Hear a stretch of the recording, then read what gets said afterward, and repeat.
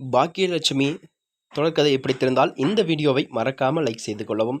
பாக்கியலட்சுமி சீரியலில் அடுத்த நடக்கப் போவது இதுதானா? கோபி போட்ட பதிவு என்ன இப்படி ஆகிடுச்சு? வாங்க வீடியோவை முழுமையாக காண்கலாம். பாக்கியலட்சுமி விஜய் டிவியில் ஒரு காலத்தில் டிஆர்பி ரேட்டிங்கில் டாப்பில் வந்ததான் அந்த தொடரானது. மேலும் கோபி பாக்கியாவை ஏமாற்றி ராதிகாவுடன் பழகி வந்த எபிசோட் ஆனது மறைக்க அவர் செய்த விஷயங்கள் விவாகரத்து பெற்றதும் பாக்யாவிற்கு உண்மை தெரிந்தபோதுதான் என இந்த கதைக்களத்தை கொண்ட டிஆர்பி ரேட்டிங்கில் நல்ல முறையில் ஓடியதாம்.